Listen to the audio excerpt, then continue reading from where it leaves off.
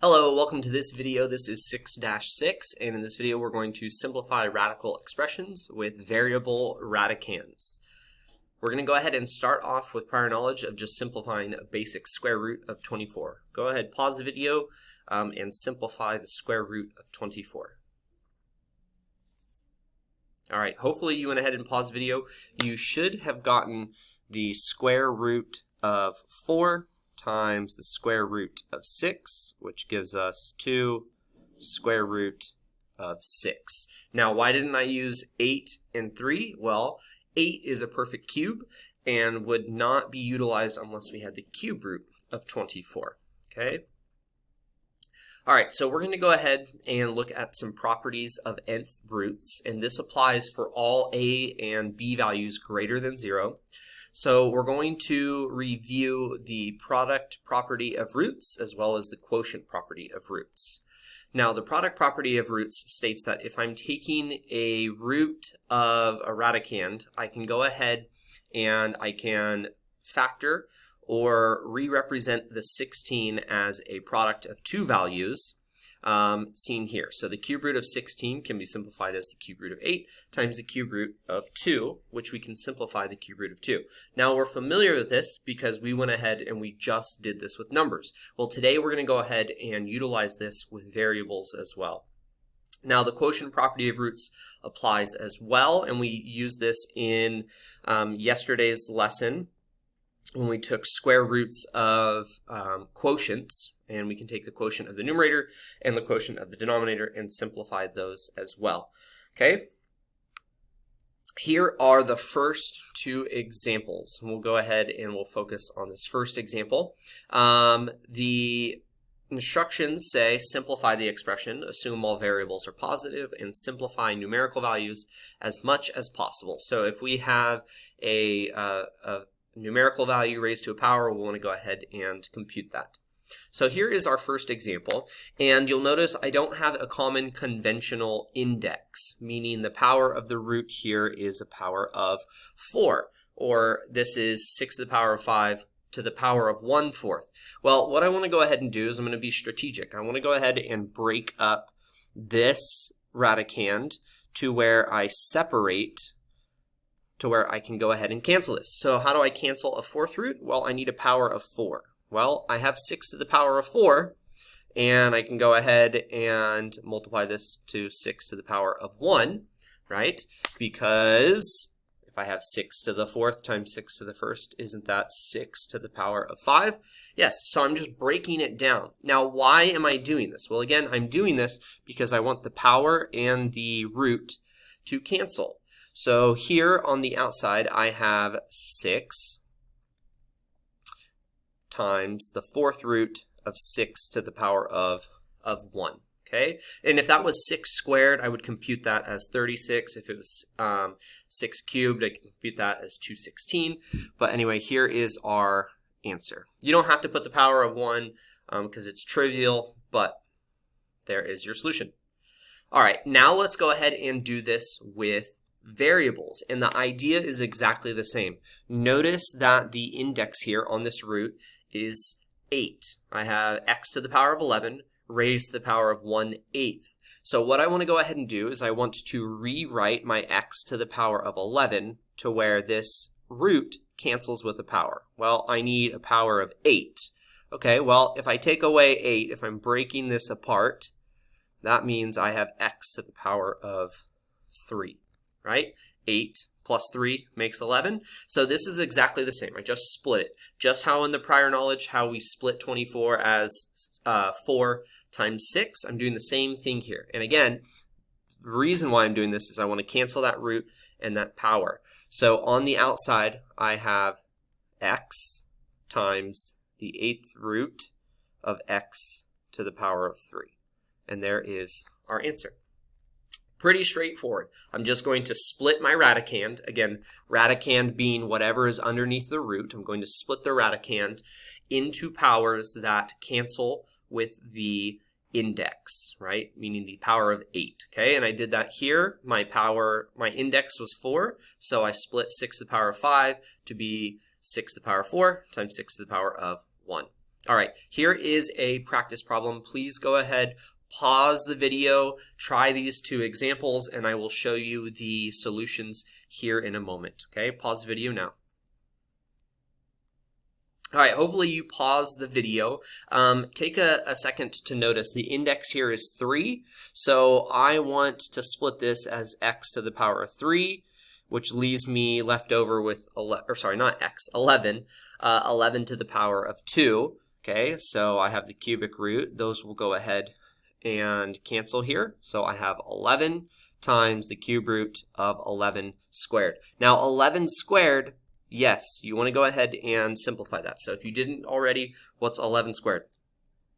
Okay, so there is your answer, 121, the cubic root of 121. All right, now with the power of, the fifth root of x to the power of 6, again, I'm going to go ahead and split this. I have an index that is a power of 5, so that's going to be x to the power of 5 and x to the power of 1. And these are, of course, to the fifth root. So my power of 5 and my root cancel, and we get our final answer, which is x times the fifth root of x. And there is your solution. Okay? All right. Box this one too. All right. Now what we're going to go ahead and do is we are going to mix numerical radicands as well as variable radicands. And our instructions stay exactly the same. We want to simplify the expression, assume all variables are positive, and simplify numerical values as much as possible. Note what your index is. So here I have a square root. So what I'm going to want to do is I'm going to want to break these out into powers of 2. Now, you're very, very familiar with this with the square root of 27. So that should be no problem at all. I'll break this apart as 9 times 3. But the x to the fifth, really the way powers work is the root will cancel with a multiple of the power. So for example, I'm going to break this apart as x to the power of 4 and x to the power of 1. Because I know here, right, that x to the power of 4, that this really is x squared squared. So that square root is going to cancel with that power of 2, okay?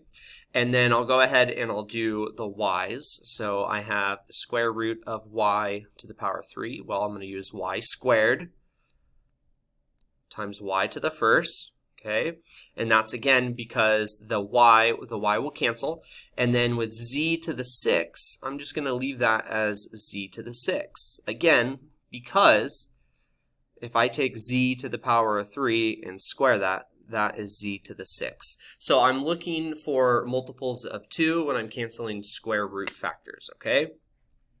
So let's go ahead and kind of clean this up. The square root of 9, this gives me 3. The square root of x to the 4th gives me x squared. Here, square root of y squared just gives me y. And the square root of z to the 6 gives me z cubed. Okay, so there's all the simplifications, and then I have my leftovers. So all the stuff that did not cancel. I have 3, I have an x to the 1st, and then a y to the 1st. So there is our simplification for this example.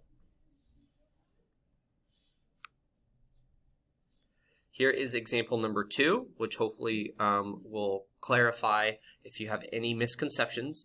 Again, I have the square root of 50 x to the 8th, y to the 7th, z to the 9th. Now I want to go ahead and I'm going to rewrite this. So this is going to be the square root of 25 times the square root of 2. Okay, and again I'm doing this because 25, that is 5 squared. That's 5 squared. Okay. Times x to the 8th. Well, I'm just going to leave that as x to the 8th. I'm not going to break that apart because that's x to the 4th to the power of 2. So the square root and that square will cancel. Okay, for y's, I'm going to break this apart. I want an even power. I'm going to use y to the 6 and y to the first. And I'm doing this again because this is y to the power of 3 squared. So that square root will cancel with that square. And this is also for z to the 9th. This is square root of z. How do you think I'm going to break this? Take a second. I want you to think. How am I going to go ahead and break this apart? It's a square, so I'm wanting even powers or even numbers. So z to the 8th and z to the 1st. And again, that is z to the 4th squared. Okay, so let's go ahead and simplify this. Now, all of the ones that simplify, I'm going to bring out into the front here. So all of these simplify. So you'll see me go ahead and write those first, right? So the square root of 25 is 5. The square root of x to the 8th is x to the 4th. The square root of y to the 6th is y to the 3rd. The square root of z to the 8th power is z to the 4th power. Okay, and I've simplified everything that I can simplify. Now, my other values that I did not simplify, I'm going to go ahead and put all of those underneath the square root. So I had a 2 from my numerical factor. All of the x's reduced. I did have a y from the y's, and I had a z. So here is our final answer and fully simplified expression from what we begin with. Okay? All right. If you are with someone or you're watching this in a class setting, I would like you to pause the video here. I want you to have a conversation with the person sitting next to you. Why did I split apart my variables this way? Why did I split apart y to the 6th times y? Why did I split apart z to the 9th as z to the 8th times z to the 1st? Why did I do that? Okay, have that conversation. All right, here is a set of practice problems. Please go ahead and try these examples. Pause me now, and I will show you the solutions here in a moment. Okay. Hopefully you tried these examples, and here is the solutions. We'll start off with our first example here. The square root of 12, x to the 8th, y to the 15th. I'm going to split apart 12 as 4 times 3 because the square root of 4 is 2. And x to the 8th, I'm just going to leave that as is because the square root of x to the 8th is just 4. Now, another way to think about this too, really, remember a root really is the denominator of a power, so you can always think of this as x to the 8th divided by 2, right? That's the same thing, which gives you 4. Okay, and then with y to the 15th, I'll use that as y to the power of 14 times y to the 1st, okay? So all of these simplify, okay, and then the square root of 3 and the square root of y do not. Here's the second practice problem. 32, we're going to use the square root of 16 times 2. Hopefully you did not use 8 and 4. 8 is a perfect cube, and then even if you're thinking about 4, 4 is not the biggest perfect square.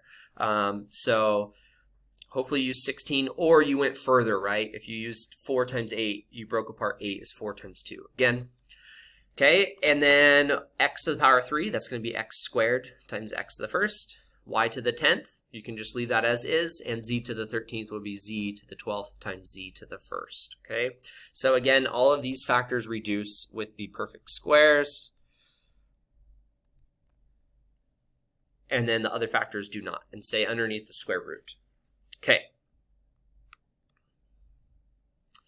We're going to go ahead and do the same thing, but now we're going to look at cube root situations. So if you think about this, the first idea that I need to revisit is that a cube root cancels with a perfect cube. So I need things to the power of 3 when I'm going to go ahead and simplify and when I'm going to break apart each term. So I'll start out numerically. So 16, I want factors of 16 that have a perfect cube, and that's going to be 8 times 2, and again, the reason for this is because 8 is 2 to the power of 3. So that's going to simplify. Okay, x to the power of 6. Well, I'm just going to go ahead and I'm going to leave x to the power of 6 as is. And again, the reason for this is because it is a multiple of 3. This is x squared to the power of 3, right? So that power of 3 is going to cancel. Now, y to the 8th is not a multiple of 3. So I'm going to go ahead and I'm going to take away 6. I'm going to split apart 6 of these y's and then put 2 of them over here. And again, the reason why I'm doing this is because this is y squared to the power of 3. So those will reduce. Okay, and then z to the 4th, well, that's going to be z to the 3rd times z to the 1st. And again, I mean, that one is really, really self-explanatory. That power of 3 will cancel with the root, and we are in business. Okay, so now let's go ahead and look at the things that are going to reduce, right? This factor is going to reduce this factor, and this factor. So I'm going to go ahead and cancel out those powers of 3 with the roots. Okay, so that gives me 2. Here I'm going to go ahead and cancel that power of 3. That gives me x squared. Here I'll cancel that power of 3. Gives me y squared. And then I'll cancel this power of 3, and we just get z. That's a z. Okay? So next, I'm going to go ahead and then I'm going to write everything that's left over and put it back underneath a radical. So I have 2, the cube root of 2, y squared times z to the 1st.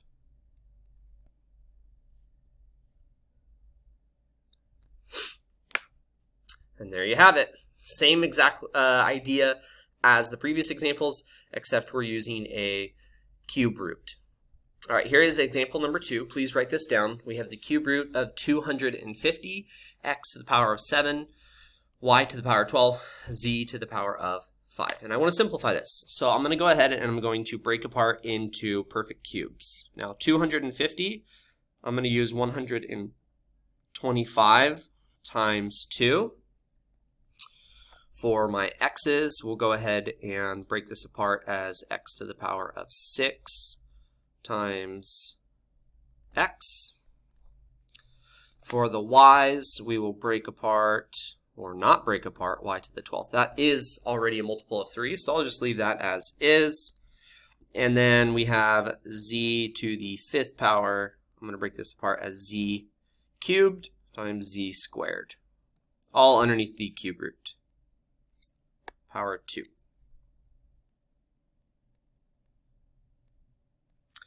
Okay, so now I'm going to go ahead and I'm going to simplify. This gives me 5. Okay, reduce that. Here, the cube root of x to the 6th gives me x squared. Here, the cube root of y to the 12th gives me y to the 4th. And for z cubed, that's just going to give me z. Okay, and then everything that did not simplify. I had a 2, we had an x, and z squared. Z to the power of 2. Okay, and there is our solution. All right. Here are 2 practice examples. Please go ahead, pause the video, and give these ones a go. Actually, here's what we're going to do. I'm going to do the first one. So try this one, and I'll show you the solution for this one, and then I'll give you time to do the other one. Okay, so pause the video now. All right, hopefully with this example, you split 128 into 64 times 2. Hopefully you split x to the 9th. Actually, you didn't split it at all. That is already a multiple of 3. Y to the power of 4, that's going to be y cubed times y. And then z to the 10th, that would be z to the 9th times z to the 1st. So your final simplification would be 4 times x cubed times y times z cubed, okay, times the cubic root of 2y z. So that would be your solution for this example. Did you get it? Good job. If not, look at how we split them. Remember, you want to split where they have powers of 3, right? Or multiples of 3 to cancel out that root. Okay, next example. Here you are. Please go ahead, pause the video, try this example. All right, hopefully you tried that example. Here is the solution for this example. 27 is already a perfect cube, so no need to split that. X to the 11th, you're going to do x to the 9th times x squared.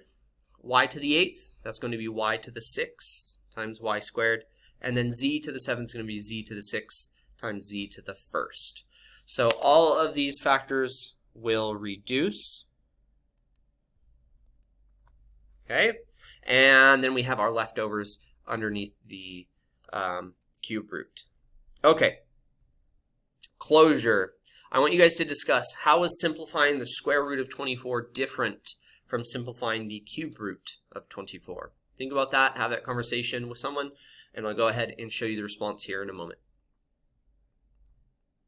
All right, here is the response. In order to simplify the square root of 24, you're going to use factors of 4 and 6 because 4 is a perfect square. If you're doing the cube root of 24, you're going to use 8 and 3 because 8 is a perfect cube. You want to use a factor that has a perfect square if it's a square root, or a perfect cube if it's a cube root. Tying it to today's lesson, you're going to do the same thing even if you have variables. I hope you learned how to simplify radical expressions where we have variable radicands, and give me a thumbs up. Subscribe for more awesome math videos. Catch you in the next video.